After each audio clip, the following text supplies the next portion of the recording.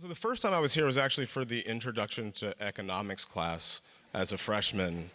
Some of you may know it as Ec 10.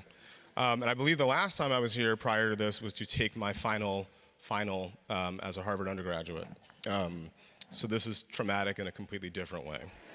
But thank you, Hank, and thank you, President Bacow and Dean Brown-Nagin, and thank you, Sarah, especially for these extraordinary last 2 days. I have actually known Sarah since she was first year here at Harvard, my sophomore year.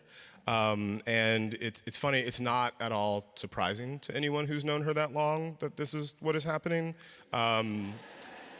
It's really not. But that makes it no less awe-inspiring. And thank you from the bottom of my heart for involving me. It is one of the honors of my life. And thank you in particular for involving me in this particular way. I will keep it real with y'all. I know that I'm not who you're here to see tonight. It's all good. And so I'm gonna make it quick, but I do have a job to do. And frankly, I'm as excited to hear the conversation that's about to follow as y'all are, if not more. Now, as Professor Lewis has noted multiple times, this entire enterprise is about engaging in the conversation of the role of culture in justice. And in contemplating what I would say here tonight, I tried to find the perfect Douglas quote or some obscure line from some sort of thinker of antiquity that would be appropriate for this august environment. I failed.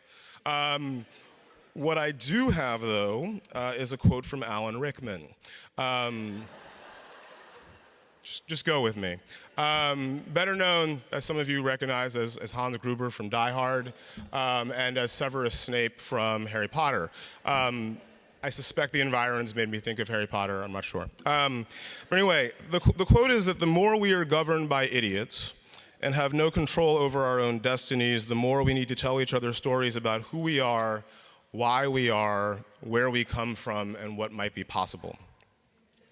And those are very wise words, but for me, the operative word in that observation has always been the shortest, we. Because when you grow up as a black kid in rural West Central Georgia at an all-white private high school, as I did, you don't see much of your particular we in the stories that you're told, in class, in movies, in the proverbial canon. And that's part of what drew me to Harvard as an undergraduate over 20 years ago. Here I was told there was a man who was making sure that every narrative we included my particular us. Here I was told there was a man who, while still young, had stormed the highest echelons of the academy and brought his people with him, who built Harvard's African American Studies department into a team of superheroes, appropriate enough for this weekend, an academic Avengers, if you will. A man who had written dozens of books and later would make documentaries about African American lives, African American voices, and finding your roots. It wasn't surprising for me that 3 years later I found myself in his office begging for him to be my thesis advisor. And Professor Gates very graciously said yes. It was a summa minus, if you're curious. The summa was all him, the minus, I assure you, was all me. Now, 10 years later, I found myself working in the film industry and increasingly frustrated by what I found. It was an industry, was and is an industry governed by conventional wisdom that is far more convention than wisdom, often with some rather horrifying consequences for the collective vision of the nation and the world and the possibility of any sort of justice that and I suspect most people assembled here, would recognize as justice. Enter a filmmaker named Ava DuVernay. Yeah. After a very successful career as a film publicist, she goes and makes This Is the Life, a documentary about female MCs. She then takes, I believe, her personal savings and greenlights her own movie, I Will Follow. Then followed it with a documentary on Venus Williams for ESPN, another feature film, Middle of Nowhere, which won the Best Director award at Sundance. Yes? I should warn you that if you applaud everything she's done, we will be here for a while. Middle of Nowhere, which won the Best Director Award at Sundance, the first black woman to do so, 5 African American Film Critics Association Awards, and the John Cassavetes Independent Spirit Award. Selma, which was nominated for Best Picture. An Apple ad with Kerry Washington and Mary J. Blige. Some of y'all know the one. A short film for the National Museum of African American History and Culture. 13th, a documentary on the carceral state, which was nominated for an Oscar, won a BAFTA, and 3 Emmys. A video for a somewhat known duo of Jay-Z and Beyonce. Created the show Queen Sugar, became the first black woman to direct a movie that grossed $100 million with Wrinkle in Time. Executive produced the CBS show Redline. Next month will give us When They See Us, a limited series on the Central Park 5, whose teaser trailer shook me to my very core. Now the thing about that is, she did all of that this decade.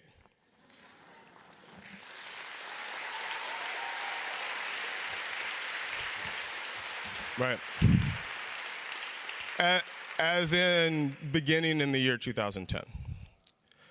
And that sounds very impressive, but she's also a part-time hobbyist physicist and has built a time dilation machine. So it's maybe a little bit less impressive. That's a joke, to be clear. I know it's Harvard, but it's also the most reasonable explanation. Seriously though, as impressive as all of that is, the thing that impresses me most about Ava, and the thing I suspect that she is probably most proud of, is not the things that necessarily bear her name.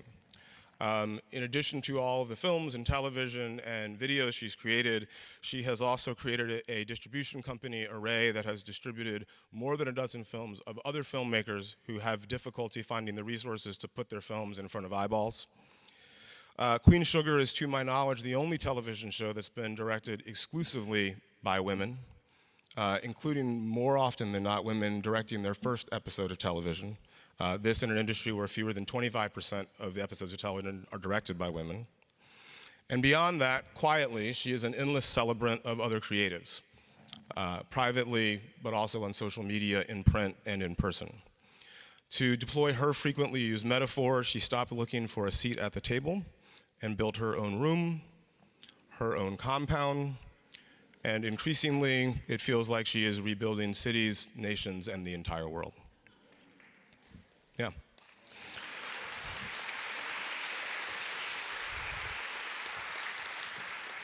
She is a woman making sure that the narrative we includes every narrative us. And as you've already seen tonight, the reaction to it can literally change the world. It is my great honor to call her a friend and one of my heroes. And it is my great joy to have the chance to sit with y'all and listen to her chat with my one-time mentor. Please welcome Professor Henry Louis Gates Jr. and Ava DuVernay. Showtime.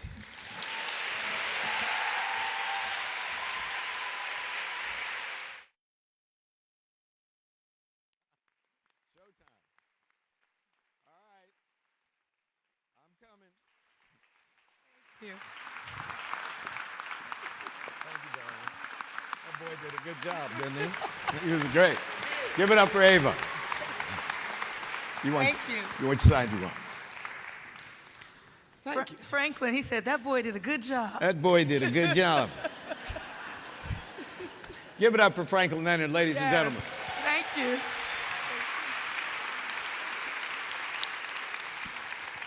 I want to thank Hank Willis Thomas for taking us to church. That was a great tribute to your mama, boy. Very proud of you. You know, Sarah has said a couple times over the last 2 days that Frederick Douglass said it would take 150 years for someone to improve upon and refine his observations about photography. That's true, but I bet Frederick Douglass didn't ever, in his wildest dreams, think it would be 2 African-American women who would bring us together for this convening to reflect on his philosophy of photography.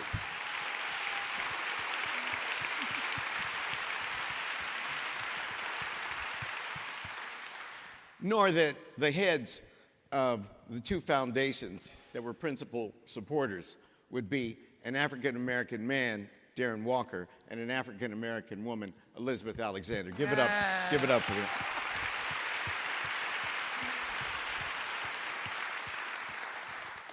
Now, it is an honor to share this stage with you, my friend.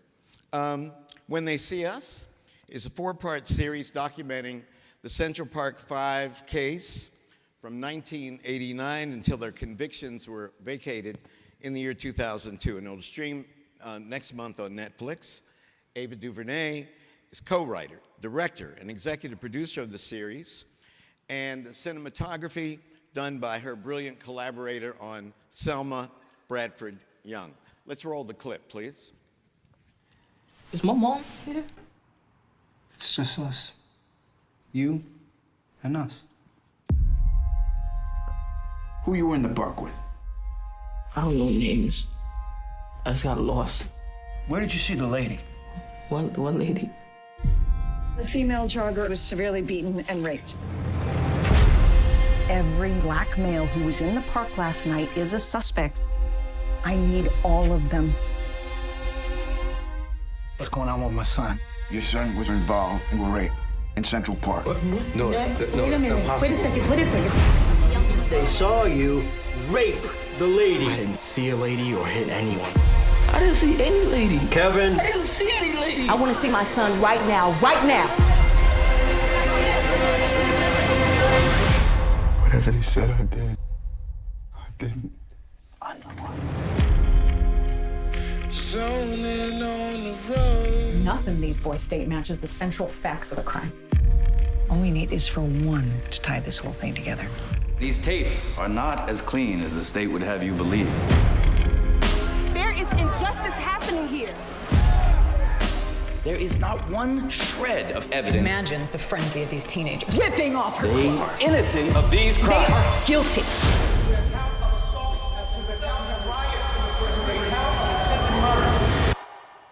They're doing us like this.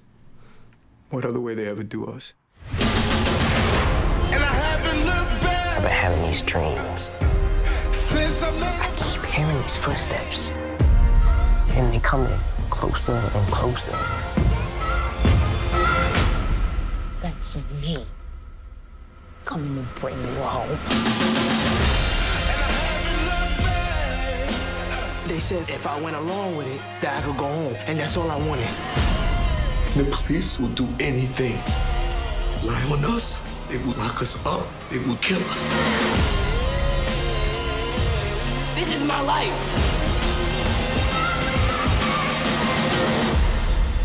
I don't think we should admit to something that we didn't do. Okay, we keep fighting.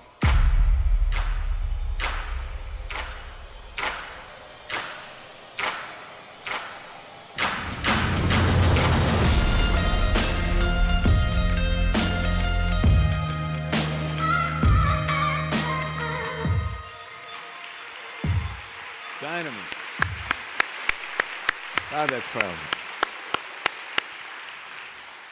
Let's start by asking you to tell us about this new series. Why this series and why now? I'm at Harvard sitting with Dr. Henry Louis Gates. Just wanted to make notes. I'm from Hollywood, so this is a big deal. We don't talk to each other. We just kind of slobber all over the place like cave people and make things and keep going. So very happy to be here. Thank you, Sarah. It's a very nourishing day. Why this? What's that? Gosh, what's going on there?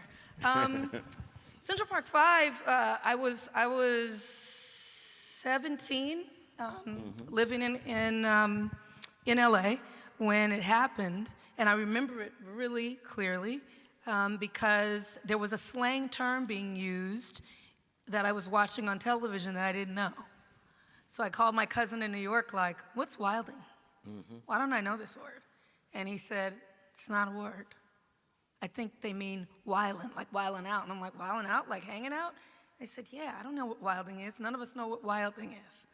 So it really crystallized for me there was a possibility that the news could be wrong. It was the first time I ever felt like, wow, wilding's not a thing, yet I'm seeing Dan Rather saying that word. Wilding connected to wolf pack, connected to, you know, animals, criminals, and these boys just, I kept looking at their images thinking, God, if they got wilding wrong, maybe they got the rest wrong. I was 17, put it away, and never thought about it again until Sarah Burns, a woman documentarian, made a documentary about the Central Park Five. Ken's daughter. Ken's daughter, yep. But she's her own person also. She is. Yes, and it's Sarah Burns. But yes, Yes. Ken's daughter. Her daddy is Ken. And I remembered it again as soon as I saw it. I remember how I felt when I was young. So I went online, as people do, and I followed an account called Central Park Five, which was run by one of the guys. And it was already following me, the account. And so I started this correspondence with one of the men, Raymond Santana, who a couple of months later tweeted me and said, "What will your next movie be? Central Park Five?" Now I get one of those like an hour. I bet. You know, the film that people ask me to do most is the Tulsa riots. I get asked that at least 5 times a day on social media. Is that coming? No, I just finished this one. I'm gonna just take a little break. But you do it. So I started this exchange with Raymond Santana, and eventually found myself flying out to New York, sitting with him, meeting the men, sitting with their families, delving into their story, researching the story. Next thing you know, I'm writing this story, I'm casting the story, I'm crewing the story, I'm location scouting, I'm actors blocking, location scouting, production design, cinematography, camera selection. The other day I had an editor on one side, a colorist on the other side, and Raymond Santana called and said, "What you doing?" I said, "What I've been doing for 2 years, your story." And so it really just snowballed. I don't remember it being a decision, like I am going to tell the story. It was probably the most organic. I just found myself doing it film that I've made, and it's the hardest film I've made. But yeah, it came to me and it drew me in a way that nothing else I've done has had that hold on me. Why is it the hardest film you've ever made? Technically, it was the hardest film. Before this, I made a film. It was a $100 million film. It was a lot of hoopla about A Wrinkle in Time. But it had 6 cast members. And it was a lot of costumes and a lot of visual effects. But this was 117 speaking parts. Boys that were supposed to be playing 14 to 16 years old, finding these unknown boys, national search for the boys, multiple actors playing one character, so I needed an actor when the man was a boy and then when he was an adult, managing all of the families. I had a little bit of experience on it with Selma, working with the real-life families of people who you were portraying. But this was a step deeper. Every man, what are we looking at? Pictures of me. Okay. These are all you. Every man had his own story, and then his family story, and then his community story, and then his lawyers. I mean, everyone in this is a real person that had to be considered. And so yeah, it was a 4-hour film, and keeping all of that in order, both with a cast that large, subject matter that muscular, and that's horrifying.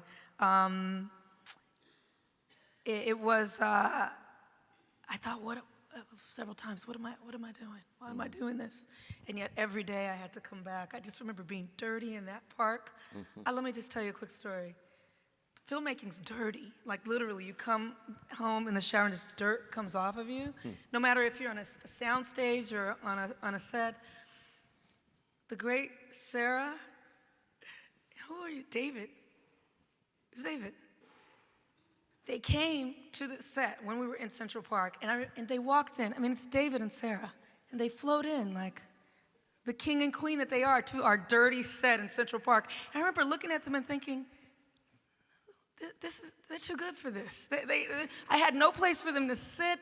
It was just it was a dirty, deep, muddy process, and that day really typified the experience of the whole piece. We were down in the muck of this story of injustice, of lies that had been built on top of each other and built on top of each other. I felt like every day we were just trying to, dig through the mud to find something real, and so that was tough work, on top of just the challenge of making films in general. Yeah, and the tragedy of the story itself. But it's a love story, and it's a triumphant story. When you get to the end of the story, unbelievable things happen. I was talking to someone the other day who said they watched the final part of it, part 4, and said, "Did that happen? Did this resolve itself in that way, or did you make that up? Because it feels like a movie. Every single thing happened. People only know the story of the lies that were told and their guilt." But the 15 years of what happened after that is really the triumph of black people against injustice in this criminal justice system and their families. I've been struck by how some of the advanced media on your series is referring to the case as the Central Park Jogger case rather than the Central Park 5. How do we change the narrative? And I'm thinking of this question in terms of your interest in cinema as dissent. Could you talk to us a little bit about that? Well, I changed the name from Central Park 5 completely. It's called When They See Us, and I wanted to rename it to reprioritize the men, to prioritize their humanity and not this political moniker that was given to them or this press phrase that had been thrown out. So it was a tough, Netflix. Thank God there were some people over there that really listened. It was a bit of resistance. Central Park 5 has brand equity. People know what that is. The president says it all the time. All the more reason, let's not call it this. And so yeah, it was about, renaming it and really trying to take this case and allow it to speak for a broader range of issues that emanate from the criminal justice system. The piece is not just about this case. This case is a springboard, and it's designed for each part of the film to delve you deeper into the different levers of the criminal justice system. The first part is about police aggression, arrest. The second, the interrogation. The second part is about courts, bail, trial. The third part is about post-incarceration, juvenile detention. And the fourth part is about adult incarceration. And so by watching this series that focuses on one case, you'll get the breadth. It's kind of what I was wanting to do with 13th, but it's narratively. And so that's why I needed to figure out how to tell the story on a platform that would allow it to be expansive. And so this is a 4-part film, and really the only place you could do it is on the platform we're on, Netflix. Tell me. I'm sorry, go ahead. But it speaks to this whole idea of dissent that you're talking about. Yes. Because, for me, I think of cinematic justice. It's not just in asserting our presence within the frame, right? It's not just saying, I'm going to make a film about these black boys and the bad things that happen to them, or Wrinkle in Time, or Selma, or 13th, or Queen Sugar, or anything that I make. For me, it's become more and more about not just presence in the frame, but where the frame is presented and how. Because where I'm working, in Hollywood, in an industry born of Birth of a Nation, it is in the very DNA of that place to not only obscure our image, but then once we present ourselves within the frame, to control our presentation. And so distribution and exhibition have been hand in hand in my thought process as I'm making work. So the first films that I made, I also distributed, borrowing from the great Haile Gerima and Julie Dash and Kathleen Collins and Charles Burnett. And then further to that, I started to think, okay, if I can distribute my own work, then I'll be autonomous. I'm making the film and I'm distributing the film. Right. But then I started to run into, I can only distribute as far as an exhibitor will allow me to present there, right? So I'm the connective tissue. It's the filmmaker and the exhibitor, the distributor in the middle, and I was distributing in the middle. But coming up against a brick wall of exhibition, there was this space. We've been talking about holding space. Theaster, Black Cinema House, has a space. We need to have spaces to present our work. And for me, it's become not enough to just be present within the frame. As a filmmaker, also thinking about being a form maker, space maker, like Theaster was talking about. I was taking notes when you were talking, and you were talking about form making and how the form making can also be the platform, and that's a lot of what we're trying to do with making the film. How long will that be enough when you hand it over you have to hand it over to someone and hope that they take care of your baby because they're walking away with it. And they don't care about it, and they don't love it, and they haven't interrogated the frame, and they haven't bled for every single thing within the frame. And so when we talk about dissent in cinema, it's really trying to think further than just being satisfied with having made a film with black people that is a good story to tell. For me, it's having to go a step further in this medium that we work within that's over 100 years old. That image, it's so funny. It's just, it doesn't mean much to me that space. That space doesn't mean much to me. It's a nice moment, but it doesn't mean everything that they want it to mean to me. And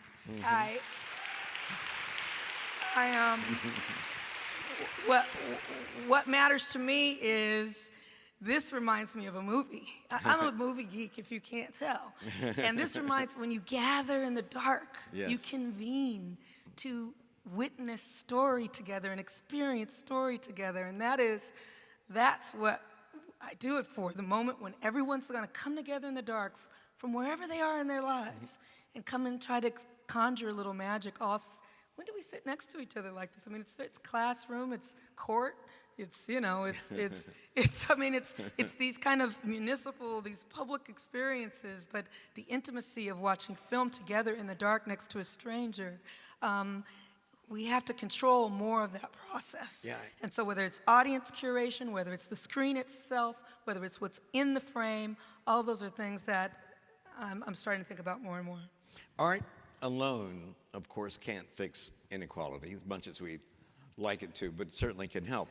How do you think of your own social and political role as an artist? What do you think of yours? I'm sorry, do you consider yourself a filmmaker?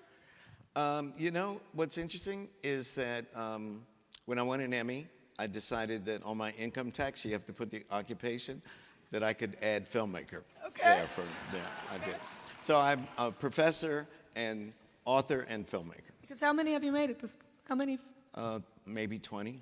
That's extraordinary. I mean, that is a lot. You made more films than I have. I was talking with someone about your documentaries, and someone had said, I think he's neck and neck with Spike or Stanley Nelson in terms of the number of documentaries, by a black filmmaker. And I just don't know if you regard yourself as that, but wanted to know. I regard you as that. I think you're one of our best in that space. I could not have a greater compliment than that. So thank Beautiful you. Work. Let me tell you a funny story. The night we won an Emmy, we were here at Harvard. It was the night of the Du Bois Medals, which you know about. She's winner of the Du Bois Medal, I'm proud to say. And it was the night we gave Shonda Rhimes and Oprah and Harry Belafonte the Du Bois Medal. And so I couldn't go to the ceremony. And we had dinner, as the same place we had dinner when you were here.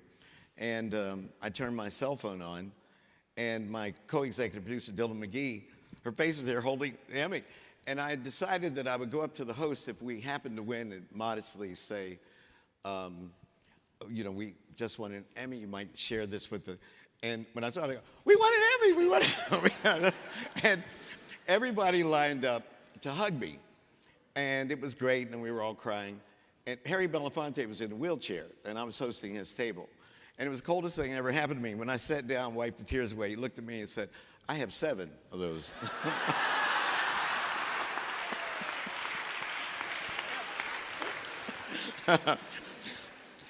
Carter Woodson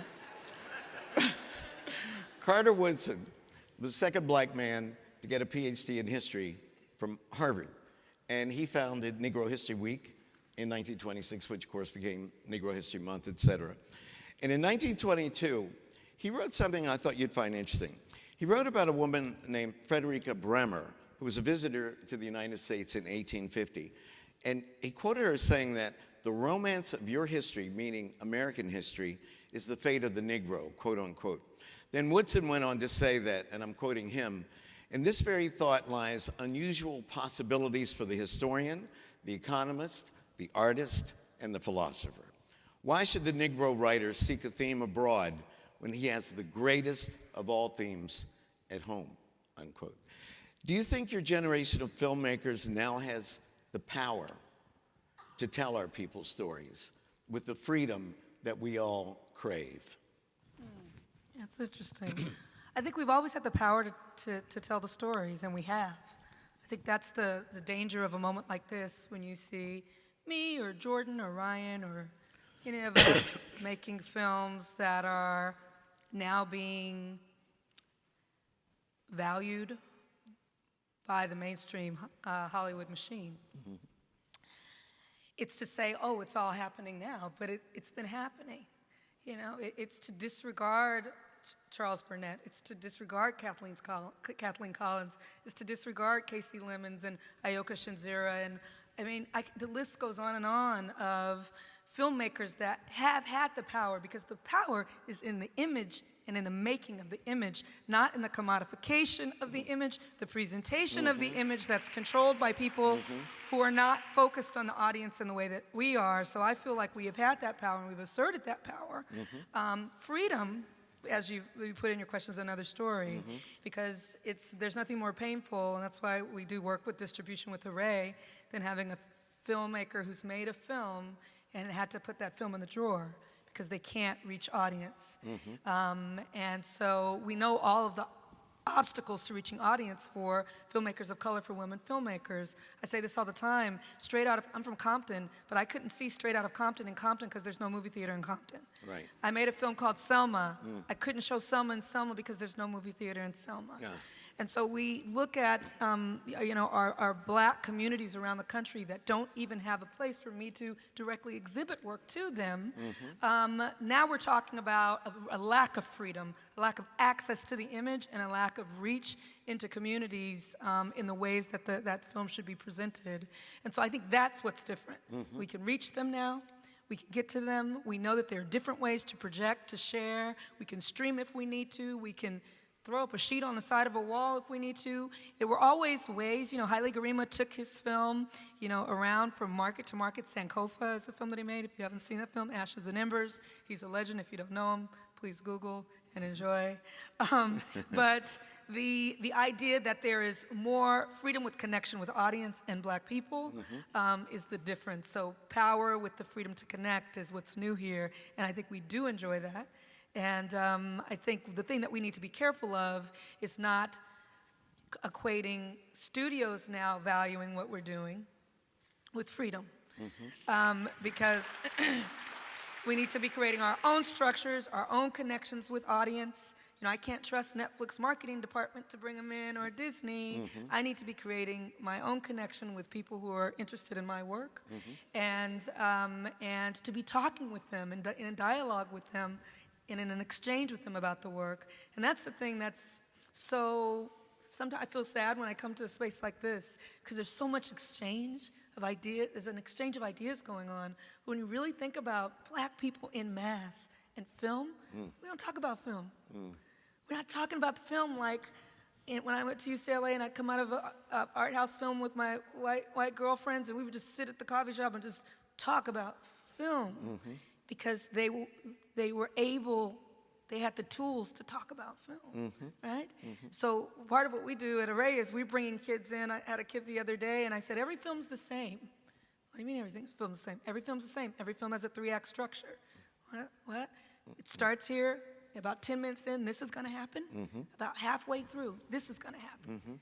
15 minutes after that, all's lost.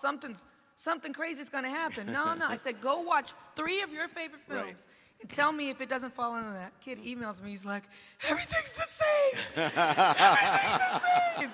And so to be able to now talk to that kid, right?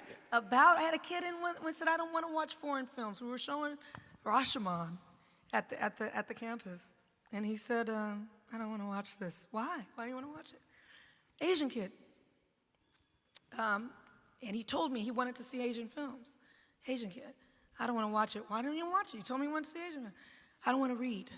I don't want to read and watch. I don't know how to do that. I don't know how to watch it and read. Just to watch subtitles, because you haven't had access to film in a way that you even are literate in the watching of the image of people that look like you. And so there's so much work to do that I feel like whenever I get up and I don't do panels anymore, because I feel like a fraud in prioritizing our presence in the frame, because it's just not enough. It's not enough. There's a long way to go, and so much machinery between, so much system that needs to be disrupted between the artist, the filmmaker, and the reason why we do it, the person who we're in exchange with, we're in dialogue with. Ladies and gentlemen, Ava DuVernay. That was it. Thank you. That was brilliant.